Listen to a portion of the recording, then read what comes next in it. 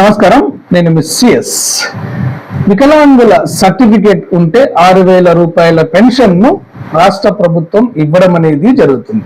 అయితే ఈ వికలాంగుల సదరం సర్టిఫికేట్ తీసుకోవాలి అంటే ముందుగా స్లాట్ బుక్ చేసుకోవలసి ఉంటుంది. ఈ స్లాట్ ను మీ సేవలో బుక్ చేసుకోవలసి ఉంటుంది. ఇది మీ అందరికీ తెలుసు. అయితే ఇక్కడ ఏ కేటగిరీకి చెందిన వికలాంగులు ఆ కేటగిరీలోనే ఇక్కడ సదరం స్లాట్ ను బుక్ చేసుకోవలసి ఉంటుంది. అంటే కాళ్ళు చేతులు లేని వాళ్ళు, అంటే శారీరక వికలాంగులు ఎవరైనా కానీ ఆర్థోపెడిక్ సెక్షన్ లో ఓహెచ్ కేటగిరీలో స్లాట్ బుక్ చేసుకోవలసి ఉంటుంది. ఆ తర్వాత చెవులు వినపడని వాళ్ళు ఇయరింగ్ ఇంపైర్డ్ కేటగిరీలో స్లాట్ బుక్ చేసుకోవలసి ఉంటుంది. ఇక కంటి చూపు లేని వారు, తక్కువ చూపు కలిగిన వారు విజువల్లీ ఇంపైర్డ్ కేటగిరీలో స్లాట్ బుక్ చేసుకోవలసి ఉంటుంది.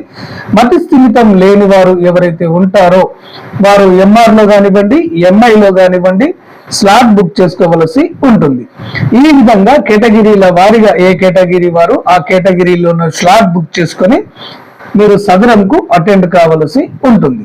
ఇది చాలా మందికి తెలిసే ఉంటుంది. అయితే ఇక్కడ డ్యూయల్ డిజబిలిటీ ఉన్నవారు, అంటే 2 రకాల వైకల్యాలు ఉన్నవారు ఏ కేటగిరీలో స్లాట్ ను బుక్ చేసుకోవలసి ఉంటుంది. అంటే డ్యూయల్ డిజబిలిటీ అంటే 2 రకాల వైకల్యాలు అంటే మీకు తెలిసే ఉంటుంది. ఇక్కడ ఆర్థోపెడికలీ వైకల్యం కొంతమందికి ఉంటుంది, శారీరక వైకల్యం ఉంటుంది, దాంతో పాటు చెవిటితనం కూడా ఉంటుంది. ఇది 2 రకాల వైకల్యం అంటారు. ఇక్కడ ఆర్థోపెడికలీ వైకల్యం ఉంది, ఇయరింగ్ ఇంపైర్డ్ వైకల్యం ఉంది. ఈ విధంగా 2 రకాల వైకల్యాలు ఉండటాన్ని డ్యూయల్ డిజబిలిటీ అంటారు. అదే విధంగా ఒకరికి చెవిటితనం ఉంటుంది, అదే విధంగా చూపు కూడా సరిగా కనపడదు. ఈ విధంగా ఉన్నవారు కూడా డ్యూయల్ డిజబిలిటీ పరిధిలోకి రావడం అనేది జరుగుతుంది. అంటే ఒక వైకల్యానికి తోడుగా మరో వైకల్యం ఉంటే దానిని 2 రకాల వైకల్యము అంటారు. ఈ 2 రకాల వైకల్యాలు కలిగిన వారు ఈ స్లాట్ ను ఏ కేటగిరీలో బుక్ చేసుకోవాలి అనేది ఇక్కడ ప్రశ్న. ఇక్కడ సదరం హెడ్ ఆఫ్ ద డిపార్ట్మెంట్ వాళ్ళు తెలియజేస్తున్నది ఏంటి అంటే, ఈ 2 రకాల వైకల్యాలు కలిగిన వాళ్ళు ఎక్కువ వైకల్యం ఏ కేటగిరీలో ఉంటే ఆ కేటగిరీలోనే స్లాట్ బుక్ చేసుకోవలసి ఉంటుంది అని వారు స్పష్టం చేయడం అనేది జరిగింది. ఇక్కడ ఎక్కువ వైకల్యం ఉన్న కేటగిరీలో స్లాట్ బుక్ చేసుకొని మీరు సదరంకి అటెండ్ అయినట్లయితే ఆ ఎక్కువ వైకల్యం ఉన్న కేటగిరీకి సంబంధించిన డాక్టర్లు చెక్ చేస్తారు. ఆ తర్వాత మిమ్మల్ని తక్కువ మరో కేటగిరీ వైకల్యం మీకు ఉన్నట్లయితే ఆ సెక్షన్ కూడా మిమ్మల్ని ఫార్వర్డ్ చేసి అక్కడ కూడా మీకు నిర్ధారణ పరీక్షలు చేయడం అనేది జరుగుతుంది. ఈ విధంగా మీరు ఈ 2 రకాల వైకల్యాలకు సంబంధించినటువంటి అసెస్మెంట్ చేసుకోవలసి ఉంటుంది.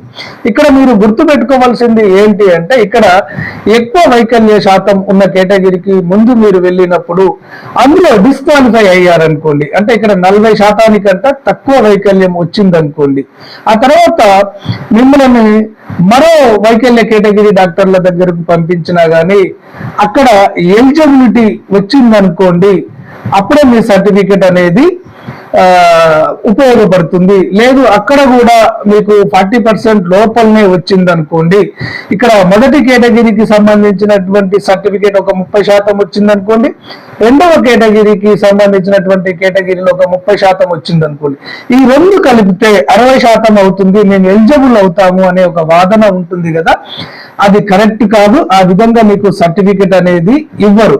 దీంట్లో మీరు డిస్క్వాలిఫై అవుతారు, దాంట్లో మీరు డిస్క్వాలిఫై కావడం అనేది జరుగుతుంది. అప్పుడు మీకు ఇక్కడ ఇనెలిజిబుల్ సర్టిఫికేట్ మీకు అందించడం అనేది జరుగుతుంది, కానీ ఎలిజిబిలిటీ సర్టిఫికేట్ మీకు అందించడం అనేది జరగదు. ఒకవేళ మీకు ఫస్ట్ అసెస్మెంట్ చేసిన కేటగిరీలో ఎలిజిబిలిటీ వచ్చిందనుకోండి, అక్కడ 50% వచ్చిందనుకోండి, ఆ తర్వాత రెండవ కేటగిరీ డిజబిలిటీ దగ్గరికి పంపించి అక్కడ ఒక 30% వచ్చినా గానీ ఈ 2 కలిపి 50, 30, 80%గా మిమ్మల్ని నిర్ధారణ చేసి మీకు సర్టిఫికేట్ ఇవ్వడం అనేది జరుగుతుంది. ఈ విధంగా గుర్తుపెట్టుకోండి, 2 కేటగిరీలలో ఏదో ఒక కేటగిరీలో ఎలిజిబిలిటీ వచ్చినట్టయితేనే మీకు ఈ సదరం ఎలిజిబిలిటీ సర్టిఫికేట్ అందించడం అనేది జరుగుతుంది. రెండిట్లో ఇనెలిజిబుల్ పర్సంటేజ్ వచ్చింది అనుకోండి, అప్పుడు మీకు ఎలిజిబిలిటీ సర్టిఫికేట్ కాకుండా ఇనెలిజిబుల్ సర్టిఫికేటే, పనికిరాని సర్టిఫికేటే మీకు ఇవ్వడం అనేది జరుగుతుంది. ఓకే ఫ్రెండ్స్, క్లారిటీగా అర్థమైంది అనుకుంటాను. ఈ సగరంకు సంబంధించినటువంటి ఎలాంటి లేటెస్ట్ అప్డేట్ ఉన్నా గానీ అంతర్నేత్ర ఛానల్ వెంటనే మీకు తెలియజేయడం అనేది జరుగుతుంది. ఈ సమాచారం మీకు వెంటనే రావాలి అంటే అంతర్నేత్ర ఛానల్ ను తప్పకుండా సబ్స్క్రైబ్ చేసుకోండి. ధన్యవాదాలు.